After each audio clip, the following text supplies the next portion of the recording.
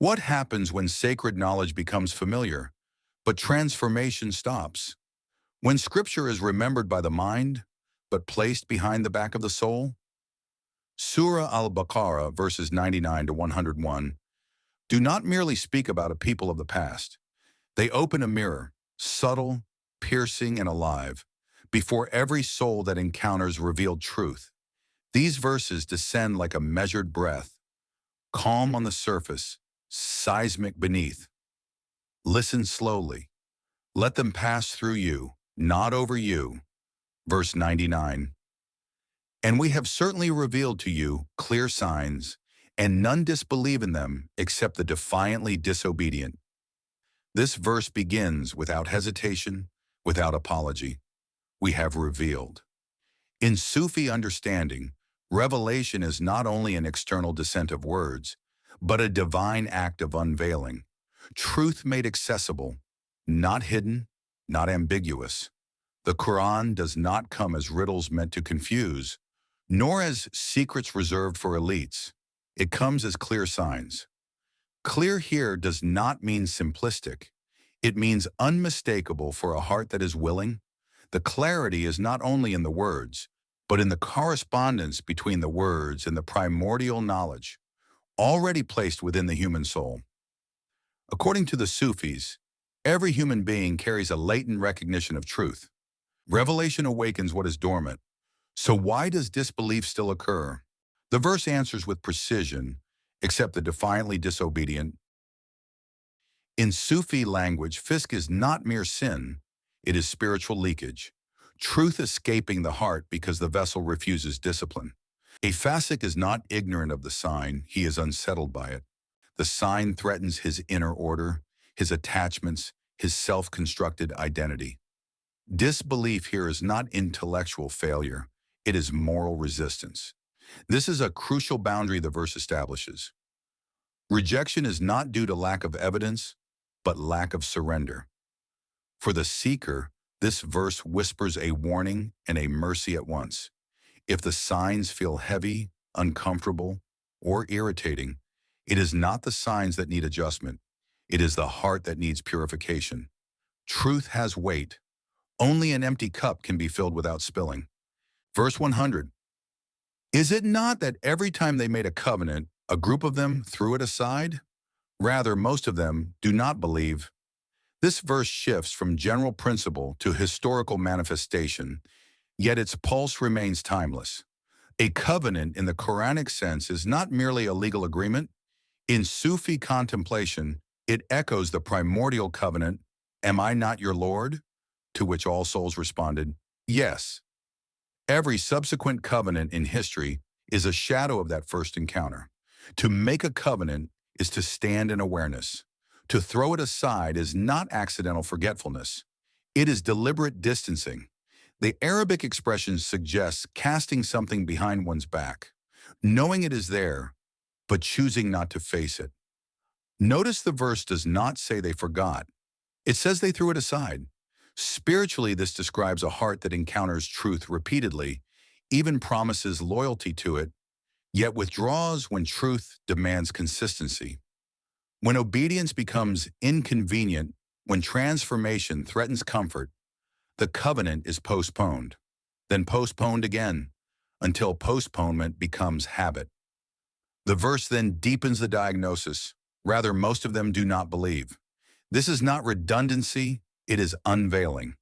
The repeated breaking of covenants is not the cause of disbelief, it is its symptom.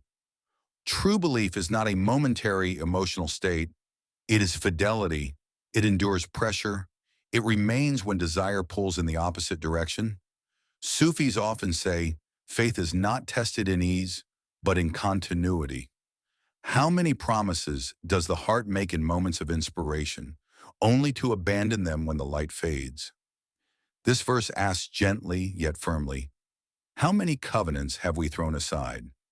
Let this question pass through the body. Feel its weight in the chest. Verse 101. And when a messenger from Allah came to them confirming what was with them, a group of those who were given the scripture threw the book of Allah behind their backs as if they did not know. This verse reaches its emotional climax, not with anger, but with sorrow. A messenger from Allah came to them, not a stranger, not an enemy, but one who confirms what they already possessed. In Sufi understanding, divine guidance never contradicts its own essence. True revelation does not erase previous truth, it completes it.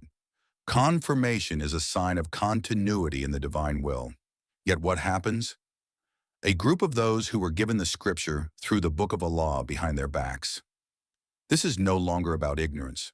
These are people of scripture, of knowledge, of religious identity, and yet knowledge without humility becomes a veil thicker than ignorance. When identity hardens, revelation feels like intrusion, as if they did not know. This phrase cuts deeply. It does not mean they lacked information. It means they performed ignorance. They chose unknowing. In Sufi psychology, this is one of the most dangerous states, willful blindness. The heart knows, but the ego refuses acknowledgement. Why? Because new revelation threatens established authority, because living truth demands inner death, because confirmation exposes where one has stopped walking. The Sufis caution relentlessly, do not turn inherited religion into a substitute for lived faith. The book is meant to be carried in the heart, not placed behind the back. When scripture becomes decoration, argument, or identity marker, rather than transformation, it is already abandoned, even if recited daily. This verse is not an accusation against a community. It is a mirror held before every generation that receives truth and resists its consequences. Ask yourself quietly, have I ever used knowledge to avoid change? Have I ever defended truth while refusing to embody it? Let these questions ripple through you. Do not answer them quickly. A unified spiritual thread. Verses 99 to 101 weave a single coherent spiritual narrative. Truth is clear. Rejection is rooted in inner rebellion. Covenants fail when faith lacks continuity. Knowledge becomes a veil when humility is lost. Sufi wisdom teaches that revelation is not merely sent to inform, it is sent to transform. Every verse is an invitation, but also a demand. The demand is not for perfection, but for sincerity, not for mastery, but for submission. These verses warn us gently. The greatest distance from truth is not denial, but familiarity without reverence. When signs become routine, covenants become negotiable, and scripture becomes symbolic rather than lived, the heart slowly hardens without realizing it. Yet mercy flows beneath every warning. The fact that these verses are recited is itself an invitation to return.